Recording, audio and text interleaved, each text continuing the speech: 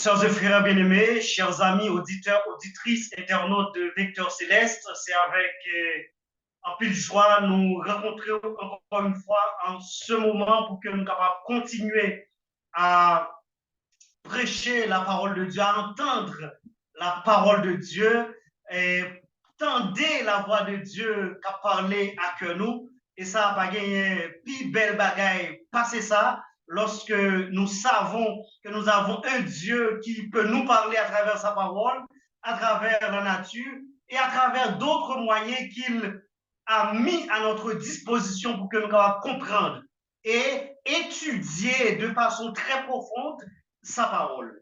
C'est avec un peu de joie et nous avec vous pour que nous capables en ce moment prêcher la parole de Dieu. Et comme nous toujours disons, parole là, c'est une lampe que liée et dans Psaume 119, David lui relatait ça.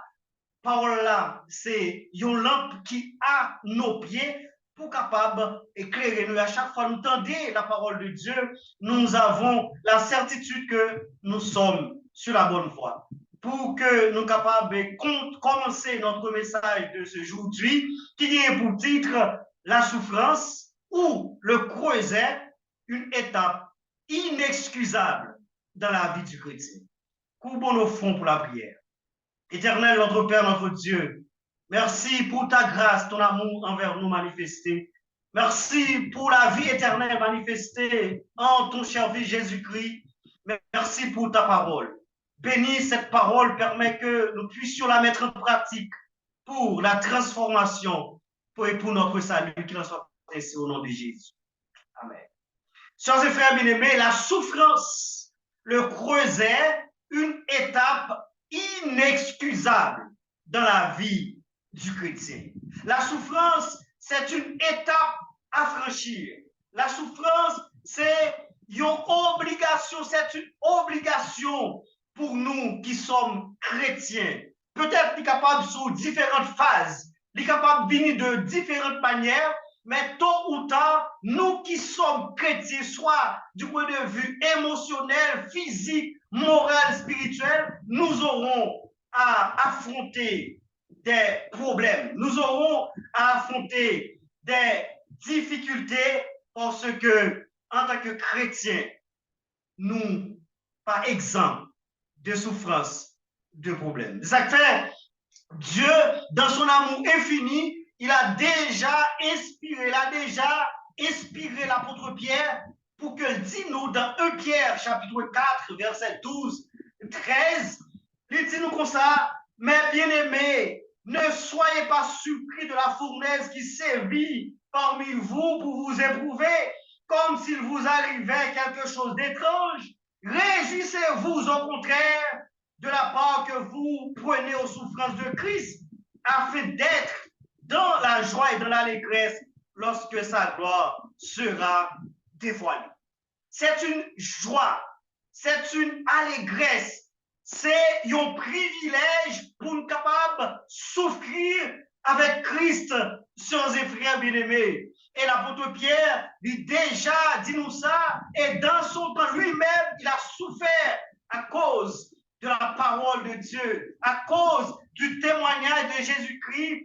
Il a aussi souffert de même que les autres apôtres. Et nous-mêmes, je vous le dis aussi, qui sommes des apôtres, parce que apôtre voulait dire envoyé, Dieu nous a envoyé, ça fait Jésus dit dans Jean chapitre 20, verset 21, comme le Père m'a envoyé, moi aussi je vous envoie. C'est-à-dire que Dieu nous a envoyés, nous sommes des apôtres, et si les apôtres par le passé t'es souffri, nous aussi nous gagnons pour affronter pas mal de difficultés. Il y a de différents types de souffrance. Quand on parle de souffrance, nous sommes capables d'examiner, nous pourrons examiner certainement 3 types de souffrance que le chrétien est capable d'affronter. Il est vrai qu'il y a plusieurs types de souffrance, mais dans ce sermon, nous allons examiner avec vous, chers et frères bien-aimés, chers amis auditeurs, auditrices, internautes de Vecteur Céleste, 3 types de souffrance. Et dans la vision et dans la culture juive, la souffrance lui représentait un châtiment ou bien une conséquence par rapport à un péché que le monde lui était commis.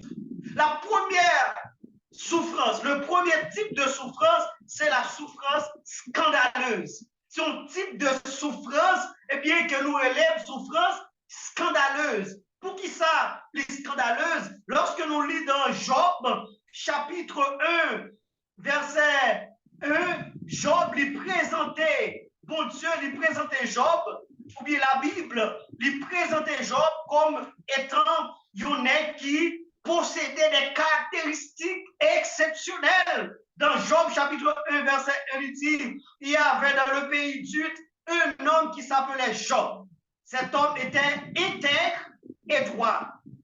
Intègre, droit et craignant Dieu et se détournait du mal. Job était possédé toutes ces belles caractéristiques. Un homme qui est intègre avec Dieu, un homme qui marche dans la droiture, un homme qui pratique, chers frères bien-aimés, chers internautes, auditeurs, auditrices, un homme qui pratique la justice, un homme qui se détourne des mauvaises voies. Pour qui ça? Qu'est-ce que Job a fait pour que tout problème qui t'a arrivé lui est arrivé lorsque au commencement de ce livre, le livre de Job, il présentait Job, il campait Job comme étant un homme intègre, droit, juste, qui se détourne des mauvaises voies. Alors que Job a subi d'événements exceptionnels dans la ville qui pourraient accabler moralement, physiquement, alors que la Bible dit son est qui intègre. Ça, c'est une sorte de souffrance scandaleuse parce que, ou pas ouais, que comme si Job pas fait rien pour mériter ça.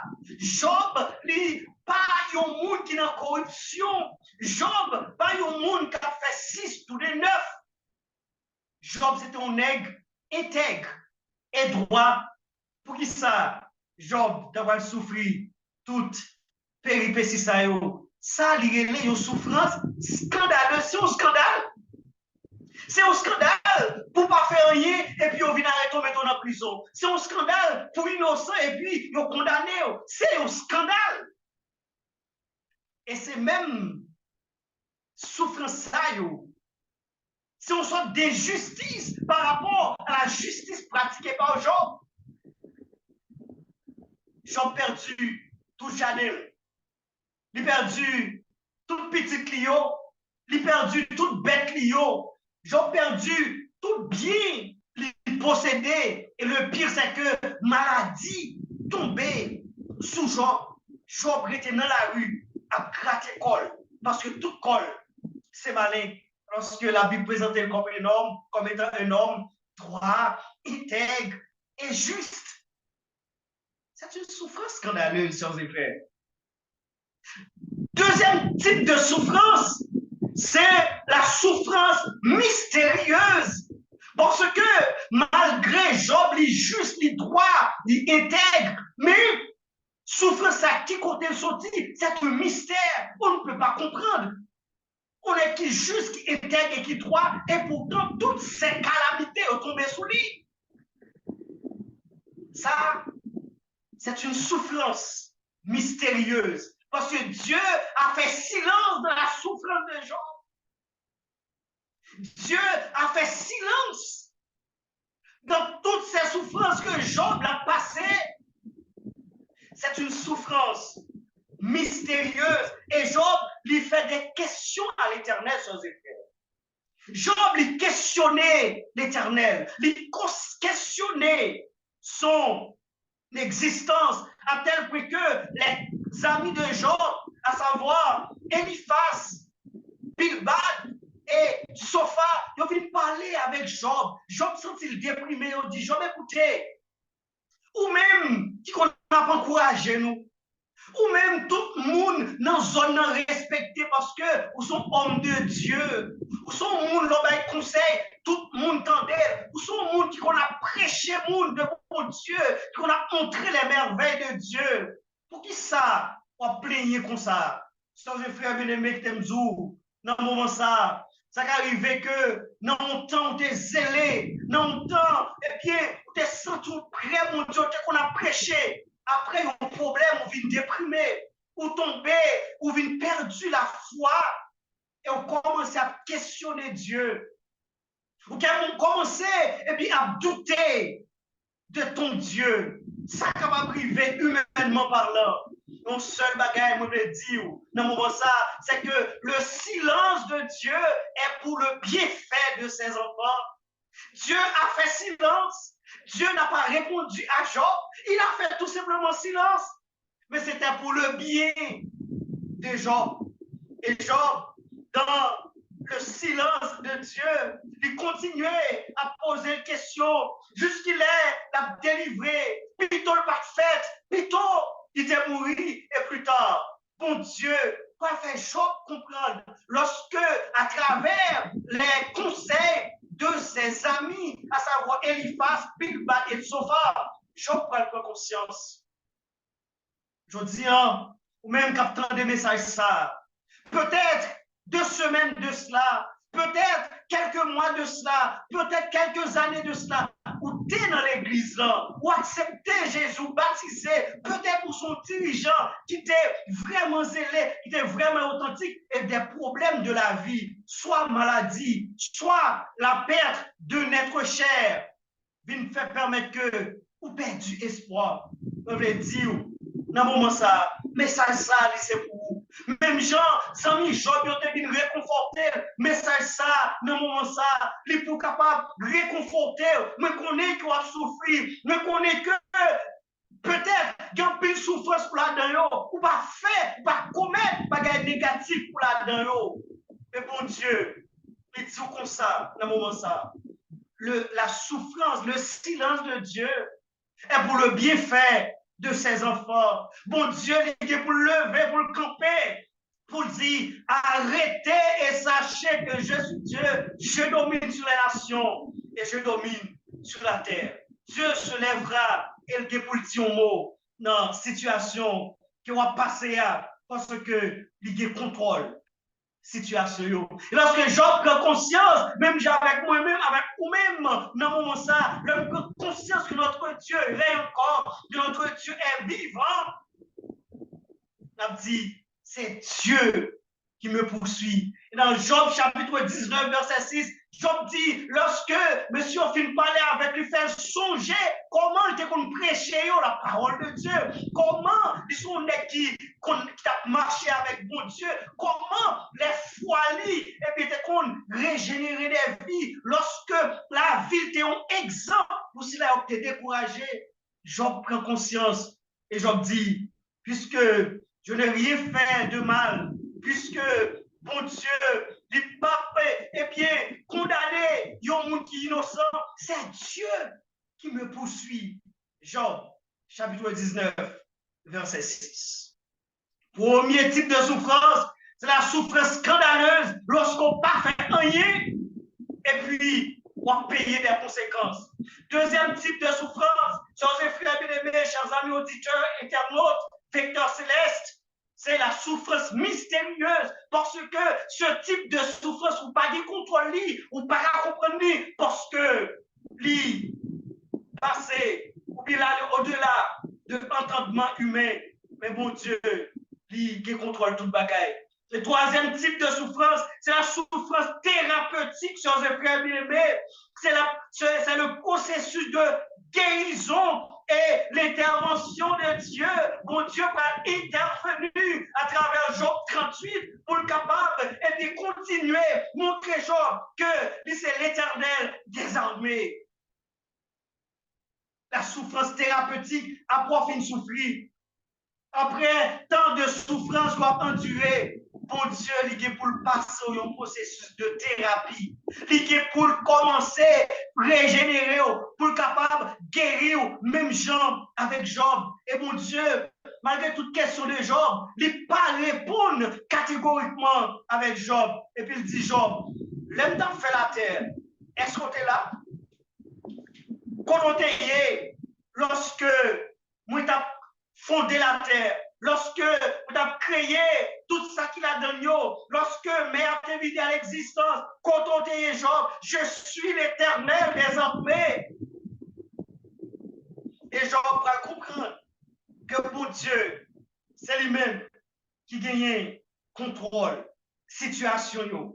Après sa guérison, sans frères, après Job vient rencontrer avec bon Dieu une fois de plus. Job va être guéri du point de vue émotionnel, du point de vue physique, du point de vue spirituel et du point de vue moral, parce que Job a perdu toute faculté, ça y est, bon Dieu va le guérir Job.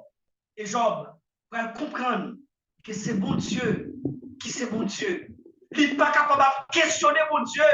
Même quand la souffrance, il doit continuer à compter sur mon Dieu. Parce que plus devant Jésus va dire, je suis avec vous tous les jours et jusqu'à la fin du monde.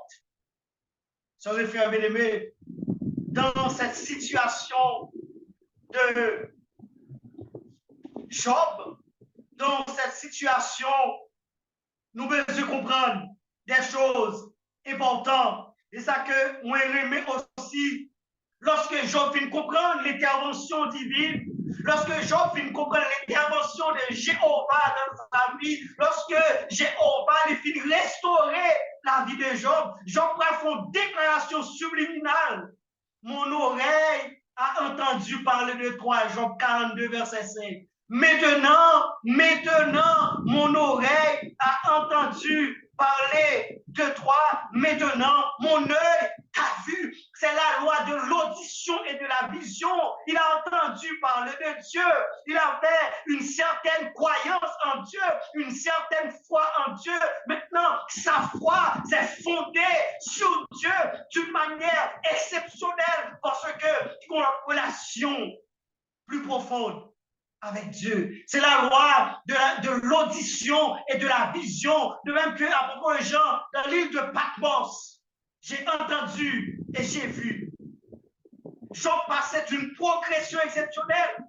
Il avait entendu parler de Dieu et maintenant, même dans ses souffrances, il rencontrait avec mon Dieu. Et il comprendre, c'est ouais, mon Dieu. Est-ce que nous tentons de parler de Dieu ou bien nous avons une relation exceptionnelle avec mon Dieu? Est-ce que nous tentons de parler de Dieu ou bien nous croyons, nous comprenons que mon Dieu, il va délivrer nous dans la situation difficile que nous vivons. Chers frères bien-aimés, à travers ce texte, 1 Pierre 4, versets 12 et 13, nous devons comprendre trois aspects importants. Le premier aspect de ce texte, c'est que les épreuves sont inévitables et ils ont fait partie du grand conflit cosmique pour les chrétiens. Les épreuves sont inévitables. Dans Jean chapitre 6, 33, il dit, vous aurez des tribulations dans le monde, mais prenez courage, j'ai vaincu le monde.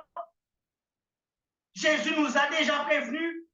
Nous aurons des tribulations, des problèmes, des calamités, des souffrances, parce que les épreuves sont inévitables. Les épreuves font partie du grand conflit cosmique entre le bien et le mal, entre Dieu et Satan, sœurs et frères bien-aimés. Pour cela, nous avons besoin d'avoir confiance en Dieu. Nous avons besoin de confier nous dans mon Dieu, puisque ce grand conflit cosmique, il mettait bon Dieu avec Satan qui campait en face de Dieu, et nous-mêmes, nous au milieu, nous avons un ballon, et tous deux équipes, ils veulent gagner nous. Satan veut gagner nous, et bon Dieu, il veut gagner nous. Mais nous connaissons Satan veut gagner nous, pour le capable détruire nous, pour notre Père éternel. Mais Jésus, il a versé son sang sur la croix. Il veut nous gagner. Il veut nous avoir pour la vie éternelle, chers frères.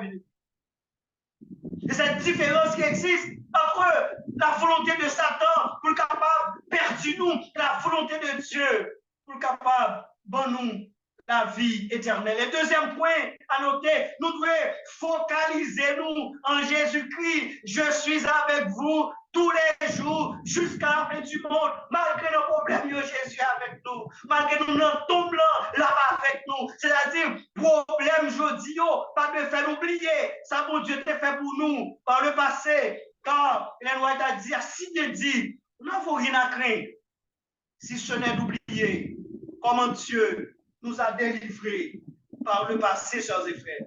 Troisième point important à considérer dans ce texte, c'est que le privilège de participer aux souffrances de Christ, ils sont étapes importantes dans la vie. Nous, 1 Corinthiens 10, 13 dit, aucune tentation ne vous est survenue qui n'ait été humaine. Et Dieu, dans sa compassion, préparera le chemin pour que nous capables de sortir.